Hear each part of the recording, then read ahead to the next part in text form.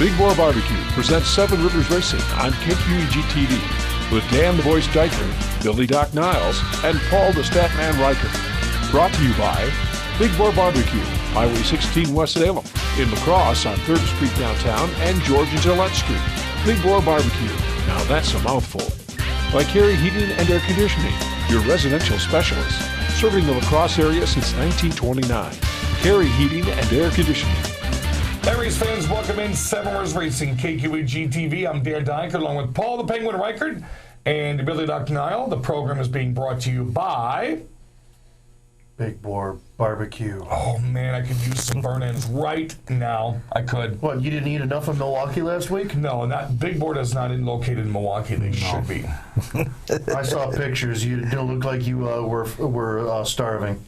Yeah, I can still open the mouth about that wide to get a burger down there. Carey Heating and Air Conditioning just came out and did some great work at my hotel. By the way, I want to thank them as well. And Back 40 Wraps. And, well, who else is behind us here? Oh, that's right.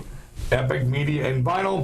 And fansarena.com. They've made the new shirts. And we've got hats coming to give away as part of the program here soon. Yes, that's Are you going to actually wear a hat, Paul? You never wear a hat. I haven't worn a hat in a long time. Bill, do you notice the reddish tan Huey's got from Milwaukee Mile from last weekend? Huey.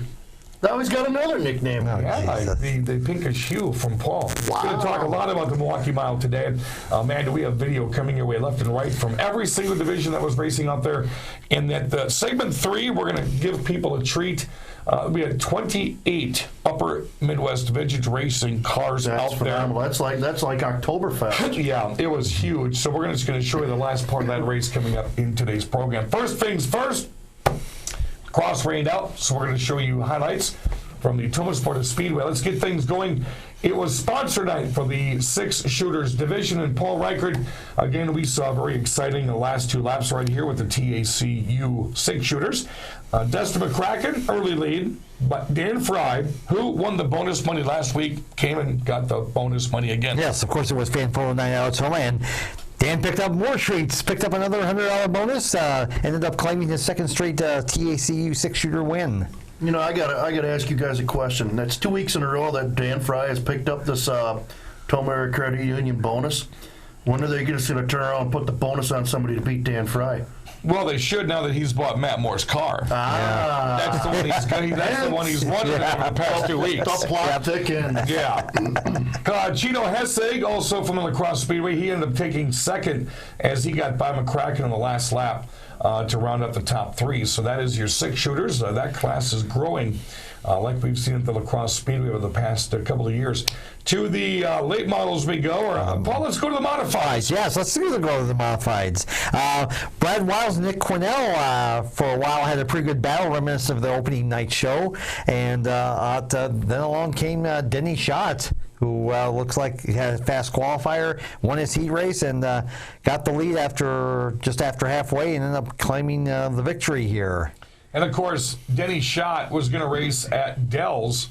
Golden Sands. Yep. They got rained out, so he decided, hey, I'm going to turn around real quick as he's halfway up 173, turns back around, goes to Tomah, and then ends up winning the feature. Mm-hmm.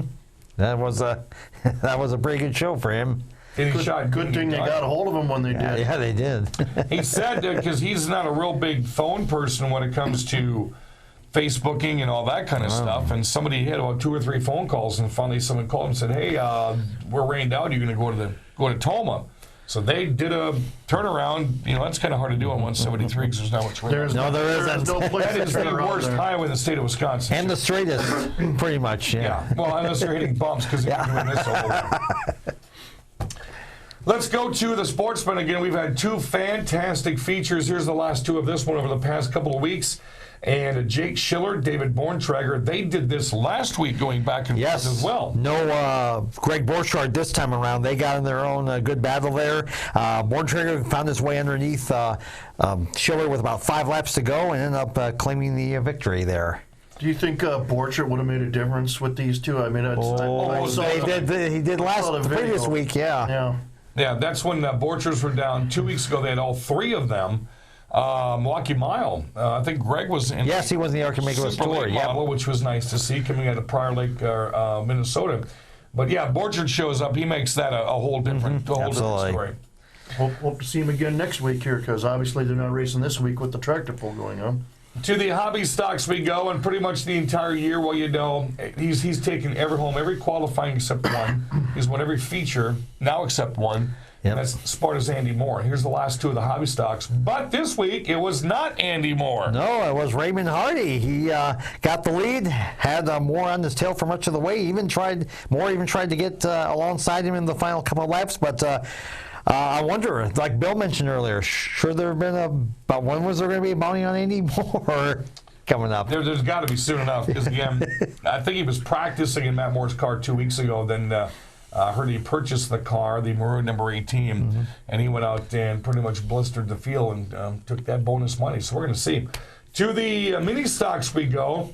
Andy Barney decided to take his daughter's car to the Tomah Sparta Speedway a week after Jaden Schock won the feature in that car that we didn't know about till later on. What was wrong with the car he was racing at lacrosse a couple weeks ago? Her car's better. She just won a feature. And she beat Dad in that number 10. Yes, she did. But, Paul, I'll tell you what, former late model driver and Mid-American Stock Car Series driver Taylor Dawson showed up, and he made things interesting. Oh, yes. He came up on Andy, battling for the lead there. They made a little contact in turns 3 and 4, about 5 laps to go. That was a tire that went down with Andy. Yep. And Taylor took over the lead and drove off with the victory. And he also, I just saw on Facebook last week, is in the midst of building a late model, or a super late model, I should say. He's around the Adams Friendship area. If you've got some expertise, he's got the car, got the motor, got the shop, got the tools. He doesn't really have much of a crew for setup and tires and things like that. So look him up, Taylor Dawson, on Facebook, if you'd like to help him out, get that thing going before Oktoberfest. But cool, now the local guys getting ready to run Fest. That'll be awesome. Like we don't have enough at Fest already, newcomers are always welcome. Oh, yes. To the mini stocks we go, and of course Dawson was a new name to Tomah Sparta Speedway. Jefferson regular James Bowling ended up showing up to Tomah Friday night. Yes, he was some competition for everybody out there. He led the first 4 laps of the feature, but then along came Patrick Tickey in this championship winning car from last year, took the lead and checked out on the field to claim the victory. And of course, Tickey was the Mid-American Midwest Dash Series statewide champion last year, and he really got it done in that Red 56. We are off this week for the tractor pull going on in Tomah. We'll be back Friday night, June 28th. Mid-season championship already. Modified Sportsman's, Hobby Stocks, Hornet, 6-shooters, Mini Stocks are going to be out. American Super Cup Series will be there for the annual visit. And fireworks, which they put on a pretty good show last year. I would expect a repeat. I don't doubt it. When we come back, we're going to dive right in the middle of the Milwaukee Mile. That's next on KQEG TV. You don't have to fly to Kansas City to get great barbecue. Spring has sprung, the grass is riz, and Big Boar Food Truck is back in biz. Yes, the Northside Food Truck at George and Gillette Street is back in business. Stop by for lunch or dinner, enjoy our pulled pork, chopped brisket, fresh cut fries, sweet potato fries, cheese curds, and our own baked beans and coleslaw. Watch for ribs and chicken on select days. Big Boar is back at George and Gillette, and still a delicious mouthful. Yeah! American Standard Heating and Air Conditioning is built to a higher standard, so you can focus on the problems in your life that actually matter. Hey, Dave. Like giving Jeff his ladder back before he takes it back. Or where to put the food when you both get the groceries. Or the doggy door that just became a raccoony door. Whatever you're worrying about, it won't be this. American Standard Heating and Air Conditioning, built to a higher standard. Carey Heating and Air Conditioning, your 2018 American Standard Building a Higher Standard Award winner. Call Carey today for your free estimate. Welcome back, race fans. Seven Rivers Racing, KQEG TV, along with Billy Doc Niles. Paul the Penguin Reichert, I'm Dan Diker. Make sure you follow us on Facebook. We have one of the best sites out there for all the video, whether it's somebody's in-car, an entire race, bits and pieces of races, smashes, crashes, demolitions. We have it on there. Just look up Seven Rivers Racing on Facebook, and you can not only join us there, but Billy Doc Niles, they can also join us with all the programs being uploaded to our YouTube page. Yeah, our YouTube page, you can find everything we've done for the last 9 years and everything we're doing right now. And Last weekend was a historic weekend. Milwaukee Mile back in action for the first time in, I believe, about 4 or 5 years. 4 or 5 years.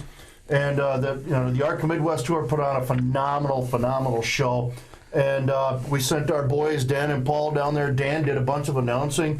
Paul did a bunch of PR work. And guys, Nate Butterfield got all the video you're about to see. Nate Butterfield's getting some of this video that you're watching right now. If you don't know who Nate is, he's a B-Mod driver at Mississippi Thunder Speedway. I'm a great friend of mine. I've been friends with him and his dad, Paul, and wife, Michelle, for many years. And Nate had never did this before. And I was really astounded when we were going through the video that he shot for us in a little handheld kind of a thing on Sunday. He did a great job. And you're seeing, hopefully you're seeing right now what some of the work that he did. And guys, I got to ask you right away, first time going to the Milwaukee Mile, Dan, what did you think when you walked into the pits for the first time? Well, I'd been there before, so it wasn't like it was the first time for me, but the first thing that was really cool is as soon as you get past the cars, and Nate's got the video here, the vintage, what the official title is... Upper Midwest Vintage Racing Series. No, the old vintage cars. Oh, the Indy Vintage Registry. There we go. He was supposed to be in the dunce chair for this segment. Yeah, that's right. 2 segments, as a matter of fact. Get over there. Got about 17 to 18 of these old vintage cars that you're going to see as we're going through the pits right here. Everything from like the early 1900s to a couple of wingless sprint cars. And their announcer was actually giving history. Bobby Unser, Davey Allison, Bobby Allison, AJ Foyt. Actually, some of those were the real cars they either drove or were replicas of. Yeah, I like the one, the 48, that blue 48 that was driven by Mike Mosley. That was a pretty sharp-looking car. I like the old-time red one that you had to the gear shift was actually the outside of this this stock car he had, and that was pretty cool. The other neat thing was how they did this. Very schematically, as you're going to see, they rolled out the vintage cars, practice, the trucks, mid-ams, they went together, super lates went together. So doing all that was really cool because this is something like they'd been doing, like Oktoberfest, year after year after year after year. Yep, and to keep the show rolling, which was pretty cool. Now, Diker, because you got to do some announcing, you also got to spend some time in Victory Lane. And what's it like being in the famed Milwaukee Mile Victory Lane? It's the A.J. Foyt Victory Lane, and I got a shot of myself there about 5 years ago when I was burnt from head to toe. And just walking around there, I did the same thing in the tunnel as you walk down out of the tunnel to go back up to the tower. And even up in the booth, just some of the names that have been at that track since it's been open. You think about that, the same thing in Victory Lane.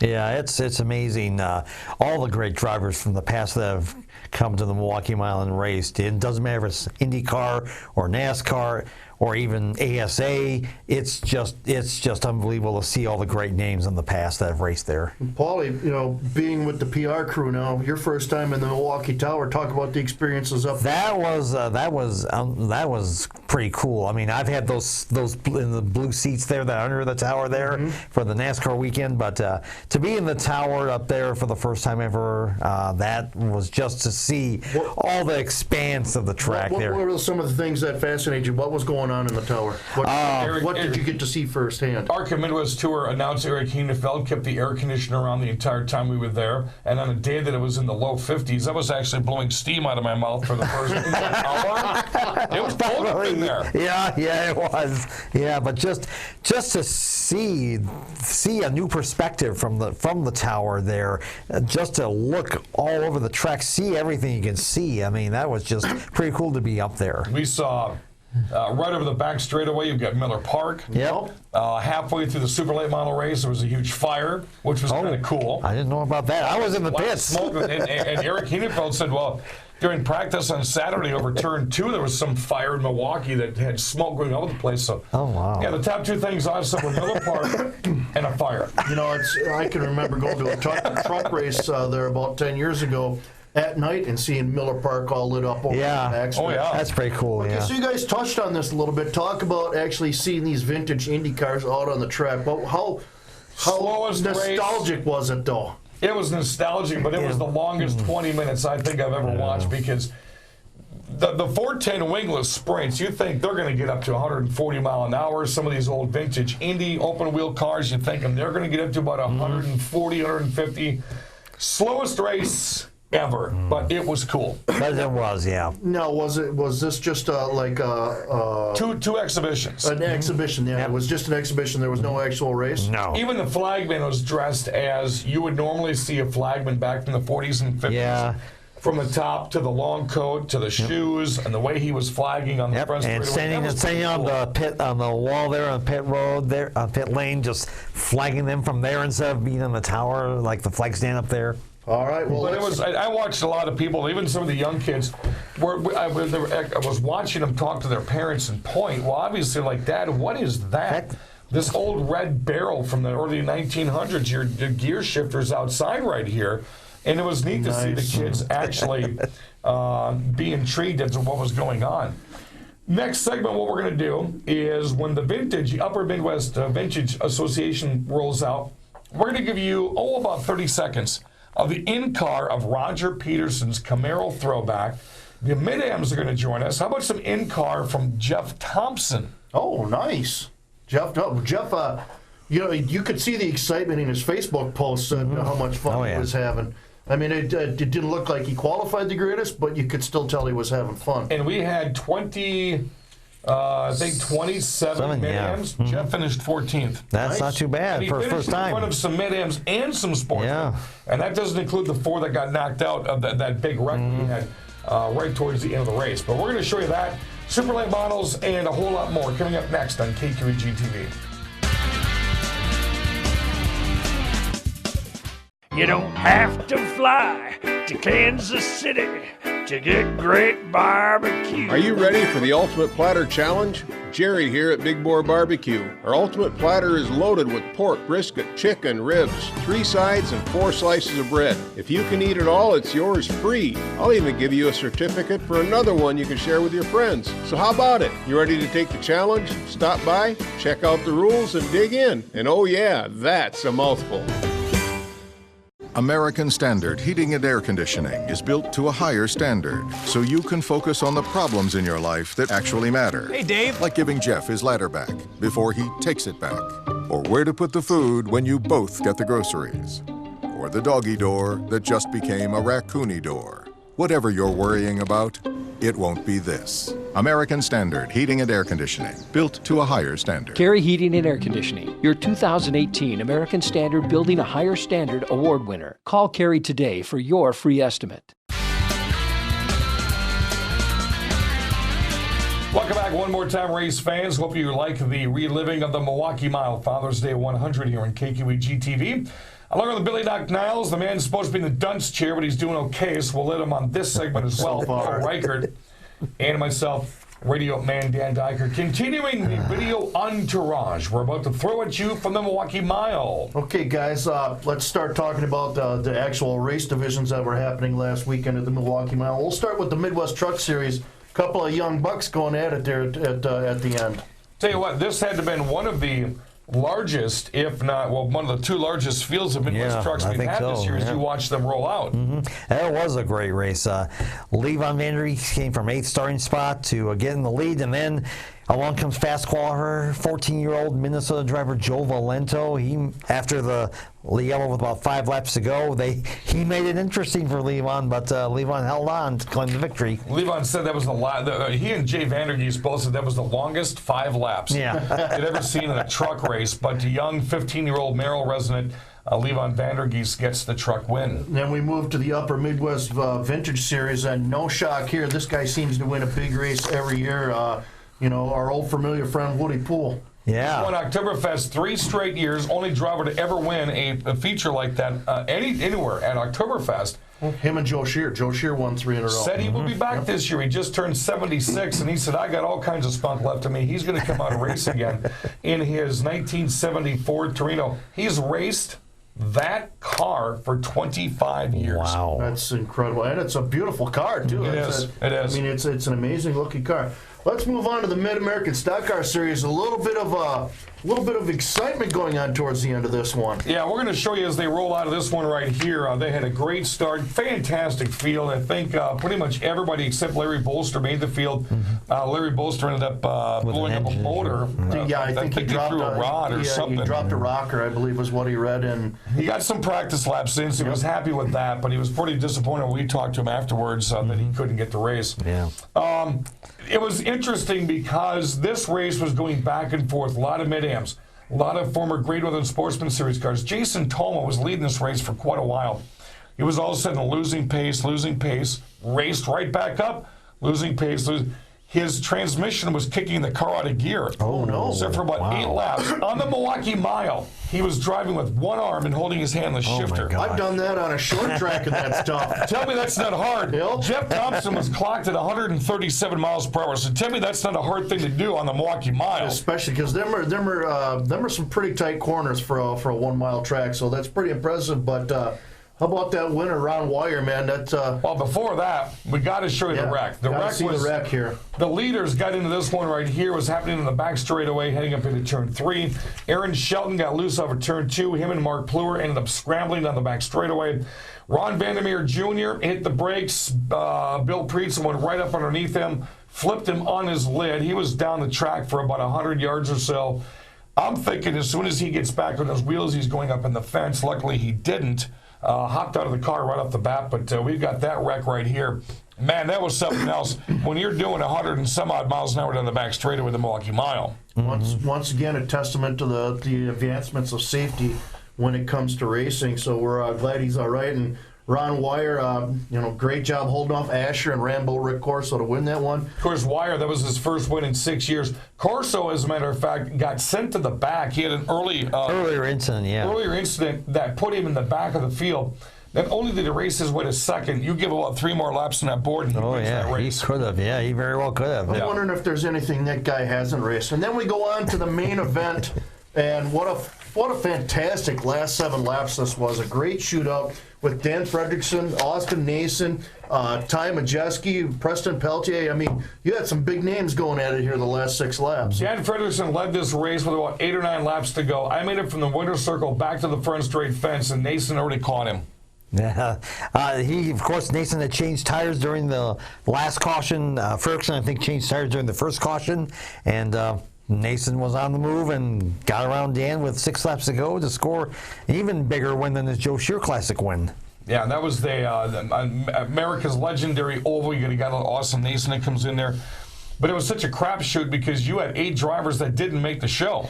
They had to run their way through the B main that would have loved to have gotten in that thing. But there were 15 to 20 names you thought, okay, he can win. And then the out-of-staters that came. Yeah, So like I mentioned earlier, Preston Peltier, one of them who came from, I believe he came from the Massachusetts area, if I'm not correct. Oh, there was Eddie McDonald. Yeah, Eddie McDonald he was there. Too, yep. And you had some big names from all over the country trying to win this race. That's just how prestigious people thought this race was. 144 drivers took to the Milwaukee Mile.